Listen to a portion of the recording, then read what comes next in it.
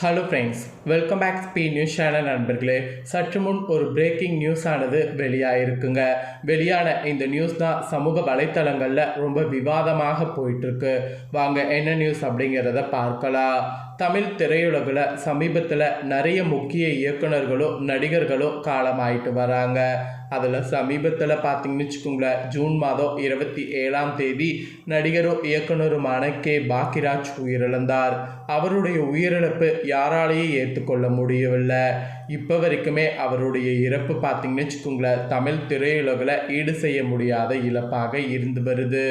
இந்த நிலையில் இவர் இழந்த அந்த ஒரு தருணத்தில் பார்த்தீங்கன்னு வச்சுக்கோங்களேன், நிறைய விஷயங்கள் நடந்தது.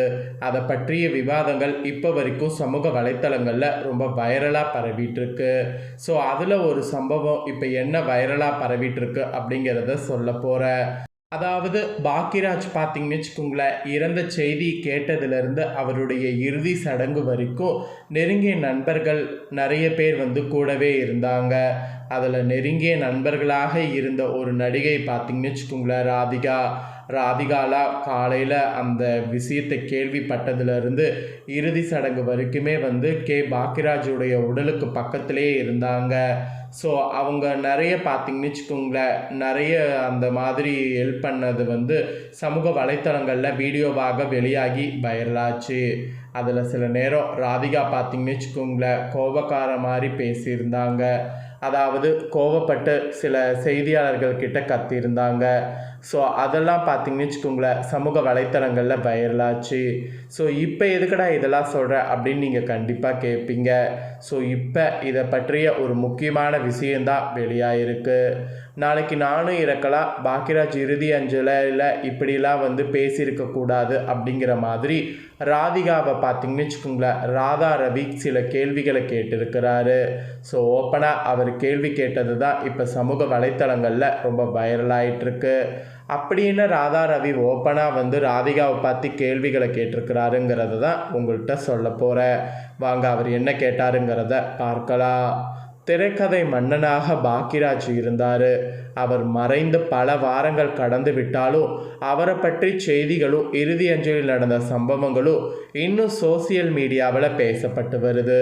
அந்த வரிசையில் தற்போது நடிகர் ராதா ரவி கொடுத்த பேட்டி தான் இணையத்தில் ரொம்ப வைரலாகி வருகிறது. பாக்கியராஜ் இறுதி அஞ்சலிக்கு நேரில் சென்றது குறித்து பேசிய ராதா ரவி யாரும் எதிர்பார்க்க அளவுக்கு ஓப்பனாக தன்னுடைய மனதில் இருந்ததை சொல்லியிருக்கிறார். அதாவது, நானும் பாக்கியராஜுக்கு நேரில் சென்று அஞ்சலி செலுத்தினேன். அதற்கு காரணம் என்ன தெரியுமா? நாளைக்கு நானும் இறந்து போகலாம். அப்போது என் உடலுக்கு மற்றவர்கள் அஞ்சலி செலுத்த வேண்டும் என்ற சுயநலமும் எனக்கு இருந்தது. அதனால் நான் போய் பார்த்தேன். அதே போல் இன்று நாம் மற்றவர்களுடைய துயரத்தில் பங்கேற்றால்தான் நாளை நம்மளுடைய குடும்ப துயரத்திலும் மற்றவர்கள் நிற்பார்கள் என்று அவர் கூறியிருக்கிறார். அவர் இவ்வளவு ஓப்பனாக பேசியது பலரையும் சிந்திக்க வைத்திருக்கிறது. சினிமா உலகில் போட்டி, கருத்து வேறுபாடு, விமர்சனம் என எவ்வளவு இருந்தாலும் கடைசி நேரத்தில் ஒருவருக்கொருவர் ஆறுதலாக இருப்பது எவ்வளவு முக்கியம் என்றது இவர் சொல்லாமல் சொல்லியிருக்கிறார் என்பது பல பேருடைய ஒரு பதிலாக இப்போ கமெண்டில் வந்துட்டுருக்கு. அதே போல் பாக்கியராஜ் இறுதி அஞ்சலில் நடந்த இன்னொரு சம்பவத்தை பற்றி ராதா ரவி அந்த பேட்டியில் பேசியிருக்கிறார். அதாவது, பாக்கியராஜின் உடல் வீட்டுக்கு கொண்டு வரப்பட்ட போது ரசிகர்களும் சில பத்திரிகையாளர்களும் ஆம்புலன்ஸை சுற்றி வளைத்தனர்.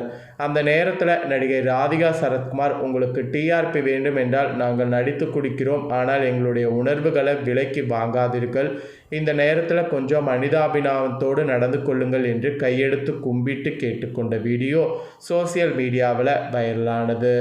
அதே போல் பாக்கியராஜ் உடலை வீடியோ எடுத்த ஒரு சிலரை பார்த்து சுகாசினியும் கோபப்பட்டு இப்படி செய்தால் செருப்பால் அடிப்பேன் என்று திட்டியிருந்தார். அந்த காட்சிகளும் பெரிய விவாதத்தை ஏற்படுத்தியது.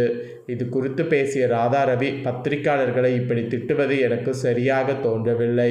நம்மை மக்கள் மத்தியில் கொண்டு சேர்ப்பதில் ஊடகங்களுக்கு ஒரு பெரிய பங்கு இருக்கிறது. நடிகர்களாகிய நாமும் அவர்களை மதிக்க வேண்டும்.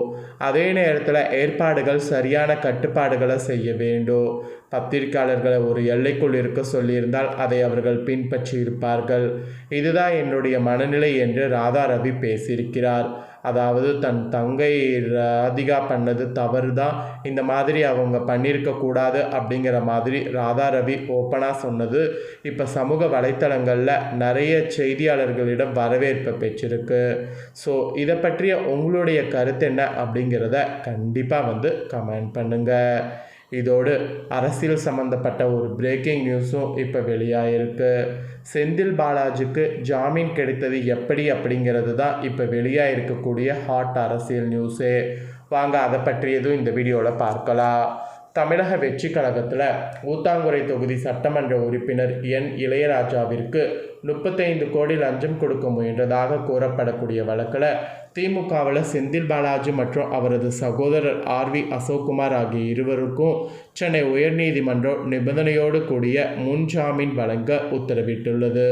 இந்த ஜாமீனுக்கு பின் கோர்ட்டில் செந்தில் பாலாஜி வைத்து வாதங்கள் முக்கியமான காரணமாக பார்க்கப்படுது. அதாவது இந்த ஜாமீனுக்கு பின் கோர்ட்டில் செந்தில் பாலாஜி வைத்த வாதங்கள் தான் இந்த ஜாமீனுக்கு காரணமாக பார்க்கப்படுவதாக தகவல்கள் கசிந்திருக்கு. நீதிபதி GK இளந்திரையன் முன்னிலையில் நடைபெற்ற இந்த வழக்கின் இறுதி விசாரணையின் போது மனுதாரர்கள் தரப்பில் முன்வைக்கப்பட்ட மிக வலுவான வாதங்களை ஏற்று நீதிமன்றம் இந்த அதிரடி உத்தரவை பிறப்பித்திருப்பதாக தகவல்கள் பார்த்தீங்கன்னு வச்சுக்கோங்களேன் கசிந்திருக்கு. மனுதாரர்கள் தரப்பில் ஆஜரான மூத்த வழக்கறிஞர் NR இளங்கோ நீதிமன்றத்தில் காவல்துறையின் குற்றச்சாட்டுக்களை தவிடுபொடியாக்கக்கூடிய முக்கிய வாதங்களை முன்வைத்தார். அவர் வாதாடும் போது புகார்தாரர் கூறக்கூடிய தொலைபேசி அழைப்பு ஜூன் 26ஆம் தேதி வந்ததாக கூறப்பட்டது. ஆனால் அதற்கு 2 நாட்களுக்கு பிறகு, அதாவது ஜூன் 29ஆம் தேதி தான் காவல்துறையினர் புகார் அளிக்கப்பட்டிருக்கு.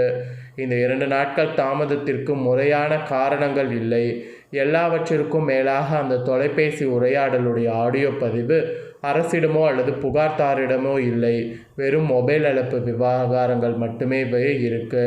அதை வைத்துக்கொண்டு லஞ்சம் கொடுக்க முயன்றதாக குற்றம் சாட்ட முடியாது. அதில் என்ன பேசப்பட்டது என்பதை சொல்லவே முடியாது. இந்த மாதிரிலாம் சுட்டி காட்டப்பட்டிருக்கு. மேலும் இந்த வழக்கில் செந்தில் பாலாஜியின் பெயர் முதல் தகவல்கள் அறிக்கையில் கூட இடம்பெறவில்லை.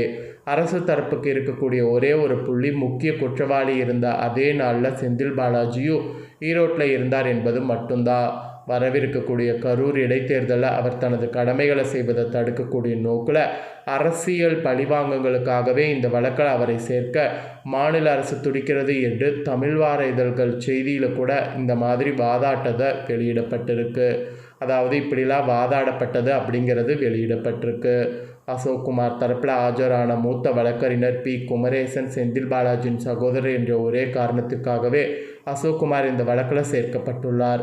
காவல்துறையினரே இந்த வழக்கை திட்டமிட்டு பெரிதாக்கி வருகின்றனர். ஸோ இந்த மாதிரி பண்ணுவது ரொம்ப தப்பு அப்படிங்கிற மாதிரிலாம் சுட்டி காட்டப்பட்டிருக்கு. ஸோ இந்த மாதிரி தரப்புகள் வாதாதங்களை விரிவாக கேட்ட நீதிபதி GK இளந்திரையன் இப்போ செந்தில் பாலாஜியுடைய நேரடி தொடர்பு குறித்து கரெக்டாக பார்த்தீங்கன்னு வச்சுக்கோங்களேன் முன்ஜாமீன் வழங்கியிருக்கிறார்.